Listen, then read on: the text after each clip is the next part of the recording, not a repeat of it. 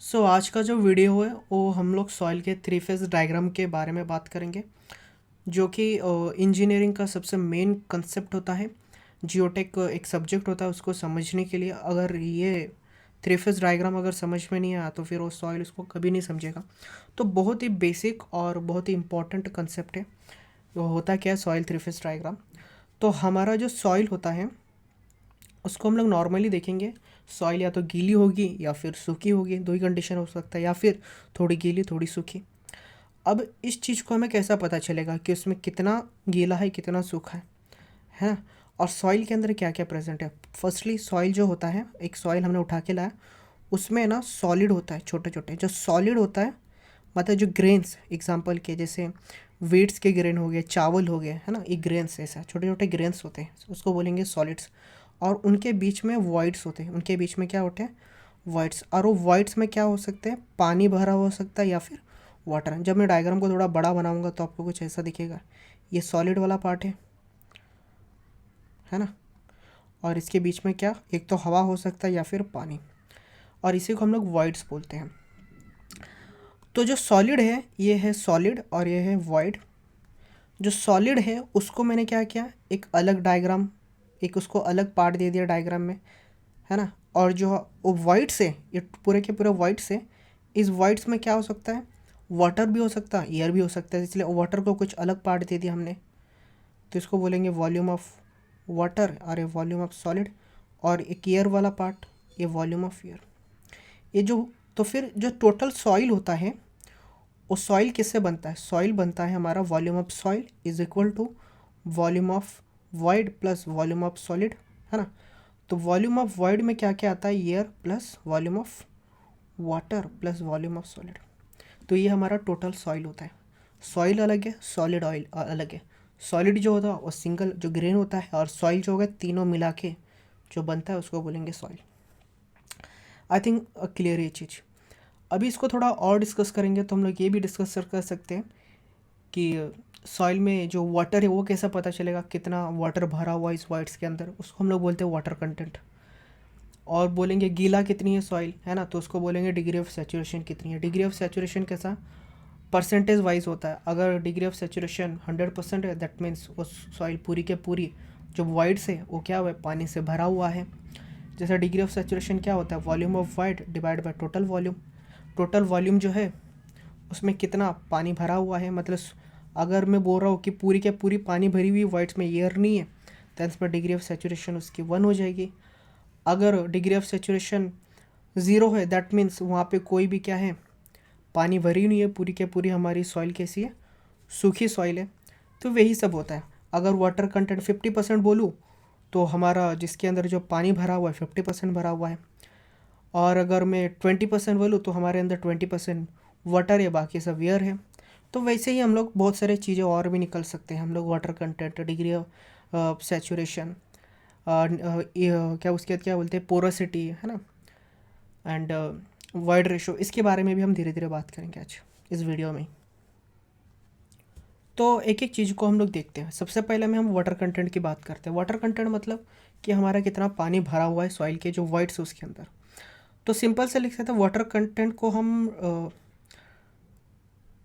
W से denote करते हैं, या फिर वो थोड़ा सा मुड़ा हुआ रहता है वो डब्ल्यू।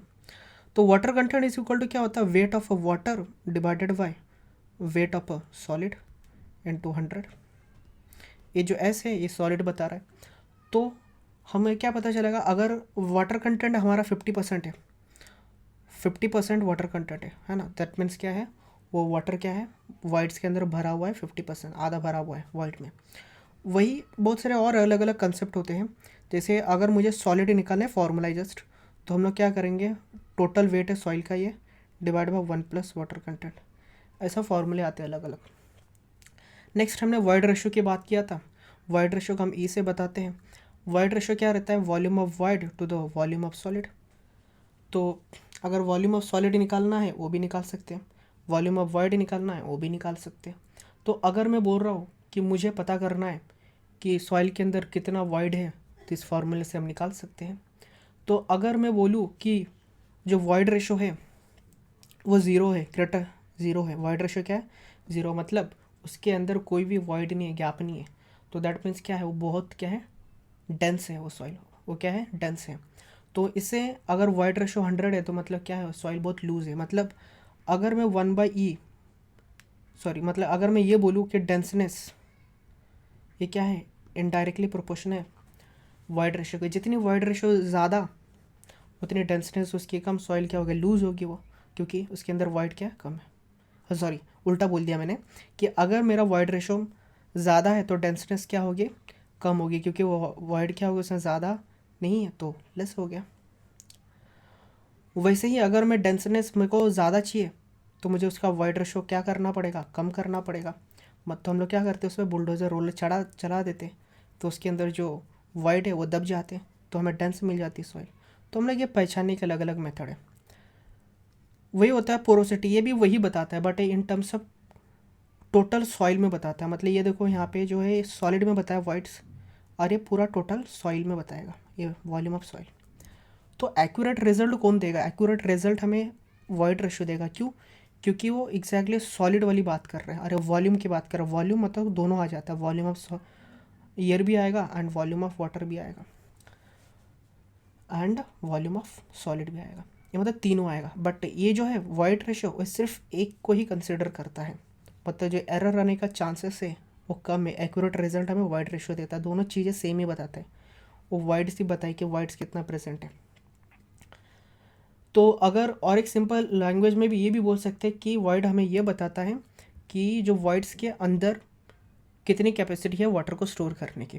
क्या बता सकते हैं, कितनी कैपेसिटी है वाटर को स्टोर करने की किसी सॉइल में। अगर सॉइल है, सॉइल के अंदर कितनी कैपेसिटी है कि वो वाटर को स्टोर कर सके। अगर वाइड रेशो 100 है दैट मीन्स क्या है, उसकी 100% कैपेसिटी है, जितनी भी वाटर आएगा कैरी कर सके। सेम वैसे ही हम लोग डिग्री ऑफ सेचुरेशन को भी देख लेते हैं। डिग्री ऑफ सेचुरेशन क्या होता है, volume of water divide by volume of wide into 100, ये भी परसेंटेज में आता है।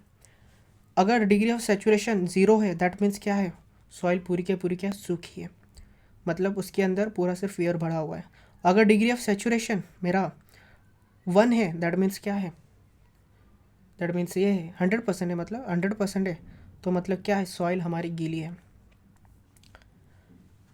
अगर डिग्री ऑफ सेचुरेशन 50% है दैट मीन्स सॉइल थोड़ी गीली थोड़ी सूखी हुई है। तो वही सब चीज़ें होते हैं, बहुत सारे और भी आते हैं, बट यही 3 मेन होता है अपने इंजीनियरिंग में 3 फेज डायग्राम को समझने के लिए। तो वही चीज़ों के कारण ही हम 3 फेज डायग्राम में सॉइल को डिवाइड कर देते ताकि हमें पता चले सॉइल के अंदर कितनी वाटर है, सॉइल के अंदर कितना वाइड है, और सॉइल को हम लोग बता सके ये पार्शियली सैचुरेटेड है, फुल्ली सैचुरेटेड है, या फिर ये पूरा ड्राई है सॉइल। यही सब होता है।